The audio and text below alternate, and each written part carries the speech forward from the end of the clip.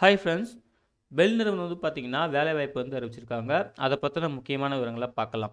Location வந்து பார்த்தீங்கன்னா, Chennai unit அப்படின்னு சொல்லியிருக்காங்க. அதுக்கப்புறம் இது வந்து ஒரு கான்ட்ராக்ட் பேசிஸ் ஜாப் தான். உங்களுக்கு வந்து மேக்ஸிமம் வந்து 5 இயர்ஸ் வந்து ஒர்க் இருக்கும். சப்போஸ் தேவைய பொறுத்து வந்து பார்த்தீங்கன்னா, அந்த 2 இயர்ஸ் வந்து எக்ஸ்டெண்ட் பண்ணலாம் அப்படின்னு சொல்லியிருக்காங்க. அப்ப டோட்டலா வந்து பார்த்தீங்கன்னா, ஒரு 7 இயர்ஸ் ஒர்க் இருக்கிற மாரி இருக்கும். அந்த 2 இயர்ஸ் மட்டும் இந்த தேவைய பொறுத்து ஓகேங்களா, அது வந்து எக்ஸ்டெண்ட் பண்ணலாம் அப்படின்னு சொல்லியிருக்காங்க. அதுக்கப்புறம் வேக்கன்சி டீட்டெயில்ஸ் வந்து பார்த்தீங்கன்னா, என்ன ரோல் அப்படின்னு பாருங்க. டெபுட்டி இன்ஜினியர் E2 அப்படின்ற ரோலுக்கு தான் ஓகேங்களா. ஸோ என்னென்ன டிசிப்ளின் எவ்வளோ வேக்கன்சின்னு சொல்லிட்டு பார்ப்போம். ஃபர்ஸ்ட் வந்து பார்த்தீங்கன்னா இசிஇ ஓகேங்களா, அவங்களுக்கு வந்து 11 வேக்கன்சி. அப்புறம் மெக்கானிக்கலுக்கு வந்து பார்த்தீங்கன்னா 8 வேக்கன்சி. கம்ப்யூட்டர் சயின்ஸுக்கு வந்து பார்த்தீங்கன்னா 2 வேக்கன்சி. சிவிலுக்கு வந்து 1 வேக்கன்சி.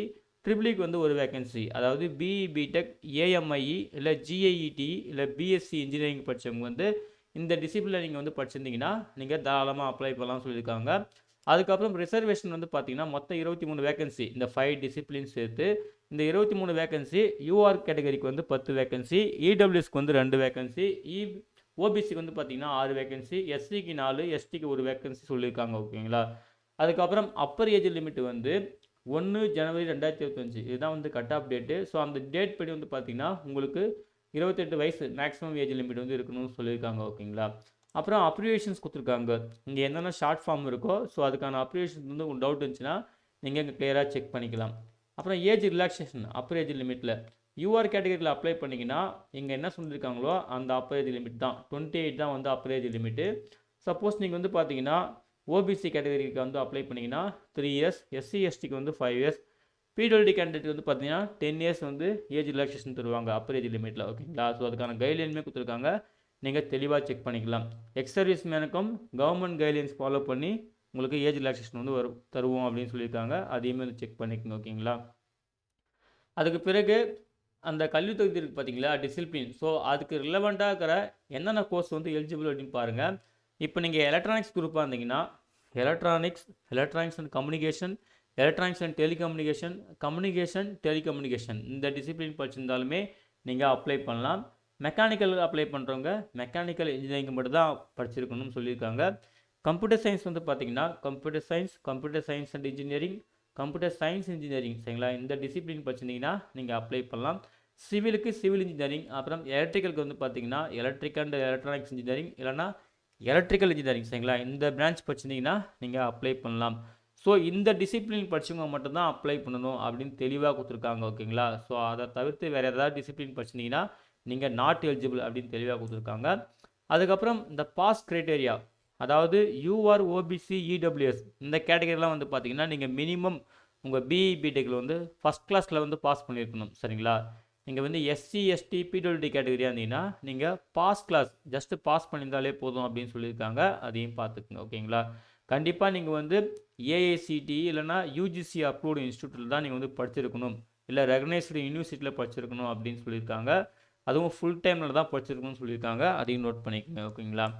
அதுக்கப்புறம் டெபுட்டி இன்ஜினியர் E2 இதுக்கு வந்து பார்த்தீங்கன்னா பே ஸ்கேல் வந்து 40,000 இருக்குன்னு சொல்லியிருக்காங்க. அதுக்கப்புறம் வந்து அலவன்சஸ்லாம் இருக்குன்னு சொல்லியிருக்காங்க. அது வந்து கிளியராக செக் பண்ணிக்கோங்க ஓகேங்களா. அதுக்கப்புறம் செலெக்ஷன் வந்து பார்த்தீங்கன்னா ரிட்டன் டெஸ்ட்டு இன்டர்வியூ சரிங்களா, 2 ஸ்டேஜ் இருக்குது. ரிட்டன் டெஸ்ட்டுக்கு வந்து பார்த்தீங்கன்னா 150 மார்க் வந்து டெஸ்ட் வைப்போம்னு சொல்லியிருக்காங்க. அப்ஜெக்டிவ் டைப் தான். உங்கள் technical domain plus general aptitude ஓகேங்களா. ஸோ இப்படி தான் வந்து ஃபார்மேட் இருக்குன்னு சொல்லியிருக்காங்க. அதுக்கப்புறம் வந்து பாருங்கள் யாரெல்லாம் வந்து அதாவது அப்ளை பண்ணி முடிச்சதுக்கப்புறம் யாரெல்லாம் எலிஜிபிள்னு சொல்லிட்டு நாங்கள் ஷார்ட் லிஸ்ட் பண்ணுவோம், அவங்களுக்கு தான் ரிட்டன் டெஸ்ட் வந்து இருக்குன்னு சொல்லியிருக்காங்க. அதை நீங்கள் பெல் வெப்சைட்லேயே நீங்கள் லாகின் பண்ணி செக் பண்ணிக்கலாம். அதுக்கப்புறம் ரிட்டன் டெஸ்ட்டுக்கான கால் லெட்டருமே நீங்கள் டவுன்லோட் பண்ணிக்கலாம் அப்படின்னு சொல்லியிருக்காங்க. அந்த கால் லெட்டரில் வந்து பார்த்தீங்கன்னா டேட்டு, டைமு, எக்ஸாம் சென்டர் எல்லாமே அதில் கொடுத்துருப்போம், அதில் நீங்கள் செக் பண்ணிக்கலாம்னு சொல்லியிருக்காங்க ஓகேங்களா.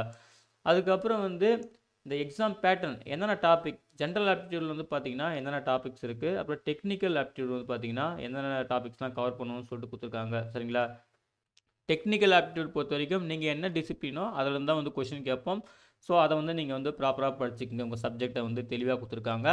அதுக்கப்புறம் மினிமம் குவாலிஃபைங் மார்க் ஓகேங்களா, மொத்தம் 150 மார்க் இல்லையா, அதில் வந்து பார்த்தீங்கன்னா ஜென்ரல் ஓபிசி இடபிள்யூஎஸ்க்கு வந்து 35%, எஸ்சி எஸ்டி பிடபிள்யூடிக்கு வந்து பார்த்தீங்கன்னா 30% சொல்லியிருக்காங்க. அதையும் நோட் பண்ணிக்கோங்க. ரிட்டன் டெஸ்ட் வந்து பார்த்தீங்கன்னா பிப்ரவரி மார்ச் 2025 நடக்கும் அப்படின்னு சொல்லியிருக்காங்க. அதுவும் 10 டே டியூ தான் சொல்லியிருக்காங்க. கரெக்டாக நோட் பண்ணிக்கோங்க ஓகேங்களா. அதே போல் ஒன்ஸ் ரிட்டன் டெஸ்ட் முடிஞ்சதுன்னா நீங்கள் வந்து அந்த மினிமம் பாஸ் பர்சன்டேஜ் எடுத்துட்டிங்கன்னா பெல் பார்த்தீங்கன்னா உங்களை ஷார்ட் லிஸ்ட் பண்ணுவாங்க. ஸோ ஷார்ட் லிஸ்ட் பண்ண கேண்டிடேட் லிஸ்ட் வந்து பார்த்தீங்கன்னா பெல்லோட அஃபிஷியல் வெப்சைட்லேயே அனௌன்ஸ் பண்ணுவாங்க சரிங்களா. ஸோ அவங்க தான் வந்து பார்த்தீங்கன்னா இன்டர்வியூக்கு வர மாதிரி இருக்கும் ஓகேங்களா. அதையுமே நீங்கள் என்ன பண்ணணும், டைம் டு டைம் வந்து பெல்லோட அஃபிஷியல் வெப்சைட்டை செக் பண்ணணும்னு சொல்லியிருக்காங்க. அதே போல் அப்ளை பண்ணுற ப்ரொசீஜர் கொடுத்துருக்காங்க. கம்ப்ளீட்டாக ஆன்லைன் மோடு தான் அப்ளை பண்ணணும்னு சொல்லியிருக்காங்க. 15 ஜனவரி 2025 அப்ளிகேஷன் வந்து ஓப்பன் ஆகிடுச்சு சரிங்களா. இதுக்கு வந்து பார்த்தீங்கன்னா அப்ளை பண்ணும்போது வேலிடு இமெயில் ஐடி அப்புறம் மொபைல் நம்பரை கொடுத்து அப்ளை பண்ணுங்கள். செலெக்ஷன் ப்ராசஸ் வரைக்கும் கரெக்டாக மெயின்டைன் பண்ணுங்கன்னு சொல்லியிருக்காங்க. அது ரொம்ப முக்கியம் சரிங்களா. அதுக்கப்புறம் வந்து பார்த்தீங்கன்னா ஜென்ரல் இன்ஸ்ட்ரக்ஷன் கொடுத்துருக்காங்க. இதுக்கு இந்தியன் சிட்டிசன்ஸ் வந்து பார்த்தீங்கன்னா யார் வேணாலும் அப்ளை பண்ணலாம் அப்படின்னு சொல்லியிருக்காங்க. அதுக்கப்புறம் வந்து பார்த்தீங்கன்னா யார் யாருக்கெல்லாம் கரெக்டாக எலிஜிபிலிட்டி கிரிட்டேரியா வந்து மீட் ஆகுதோ அவங்க மட்டும் அப்ளை பண்ணுங்கள் அப்படின்னு தெளிவாக கொடுத்துருக்காங்க. நோ அப்ஜெக்ஷன் சர்டிஃபிகேட்டுக்கான கைட்லைன்ஸ் கொடுத்துருக்காங்க. அதுக்கப்புறம் உங்களுக்கு சிஜிபிஏ மெத்தடா இல்லை கிரேட் மெத்தடா உங்கள் பர்சன்டேஜ் வந்து கரெக்டாக கால்குலேட் பண்ணிக்கோங்க சொல்லியிருக்காங்க ஓகேங்களா. அதுக்கப்புறம் வந்து valid government issued photo identity வந்து பார்த்தீங்கன்னா நீங்கள் எக்ஸாமுக்கு அப்பியர் ஆகிறப்போ கரெக்டாக ப்ரொடியூஸ் பண்ணிக்கோங்க. அதே போல் நீங்கள் அவுட் ஸ்டேஷன் கேண்டிடேட்டாக இருந்தீங்கன்னா நீங்கள் ரிட்டன் டெஸ்ட்டுக்கு அப்பியர் ஆகிறப்போ உங்களுக்கு எந்த விதமான ட்ராவலிங் ஃபெசிலிட்டி கிடையாது. ஆனால் அதுவே நீங்கள் இன்டர்வியூக்கு வந்து ஷார்ட் லிஸ்ட் ஆகிட்டிங்கன்னா உங்களுக்கு வந்து ட்ராவலிங் ஃபெசிலிட்டி வந்து இருக்குது ட்ரெயினில் வந்து. அதை பற்றி கைட்லைன்ஸ் கொடுத்துருக்காங்க, தெளிவாக வந்து பார்த்துக்குங்க ஓகேங்களா. அதுக்கப்புறம் வந்து நீங்கள் அங்கே போயிட்டு இன்டர்வியூக்கு போகிறப்போ உங்களுடைய ஓன் அரேஞ்ச்மெண்ட்டில் தான் நீங்கள் வந்து எல்லாத்தையுமே பார்த்துக்கணும்னு சொல்லியிருக்காங்க. அதையுமே செக் பண்ணிக்கோங்க. அப்புறம் நீங்கள் ஒன்ஸ் அப்ளை பண்ணி முடிச்சிட்டிங்கன்னா பெல்லோட அஃபிஷியல் வெப்சைட்டை டைம் டு டைம் செக் பண்ணுங்கள். அப்போ தான் அப்டேட்லாம் உங்களுக்கு வந்து சேரும் அப்படின்னு சொல்லியிருக்காங்க ஓகேங்களா. ஏதாவது இன்டிமேட் பண்ணுன்னா உங்கள் மெயில் ஐடி மூலிமா இன்டிமேட் பண்ணுவோம். ஸோ நீங்கள் மெயிலே ரெகுலராக செக் பண்ணுங்கள் அப்படின்னு சொல்லியிருக்காங்க. அதையுமே வந்து பார்த்துக்குங்க சரிங்களா. அதுக்கப்புறம் வந்து பார்த்தீங்கன்னா அப்ளிகேஷன் ஃபீஸ் சொல்லியிருக்காங்க. இந்த டெபுட்டி இன்ஜினியர் E2 போஸ்ட்டுக்கு வந்து பார்த்தீங்கன்னா ரூ. 422 நீங்கள் வந்து ஃபீஸ் பே பண்ணணும். SC ST PWD candidate ex மேக்கெலாம் வந்து ஃபீஸ் கிடையாது அப்படின்னு சொல்லியிருக்காங்க. அதையும் செக் பண்ணிக்கோங்க சரிங்களா. ஃபீஸ் ஒன்ஸ் பே பண்ணிட்டா நாட் ரீஃபண்ட் அப்படின்னு சொல்லியிருக்காங்க. ஸோ கேர்ஃபுல்லாக வந்து அப்ளை பண்ணுங்கள். அப்புறம் ஆன்லைனில் வந்து இந்த ஃபீஸ் வந்து பே பண்ணுறதுக்கான கைட்லைன்ஸ் கொடுத்துருக்காங்க. அதை தெளிவாக செக் பண்ணிக்கோங்க. கடைசியாக வந்து பார்த்தீங்கன்னா எஸ்பிஐ கலெக்ட் ரெஃபரன்ஸ் நம்பர்னு ஒன்று க்ரியேட் ஆகும், அதையுமே நோட் பண்ணிக்கோங்க சொல்லியிருக்காங்க சரிங்களா. அதுக்கு பிறகு என்னென்ன டாக்குமெண்ட்லாம் வந்து அப்லோட் பண்ணணும் அப்படின்னு சொல்லிட்டு ஒரு லிஸ்ட்டு கொடுத்துருக்காங்க. அந்த லிஸ்ட்டை வந்து தெளிவாக செக் பண்ணிக்கோங்க.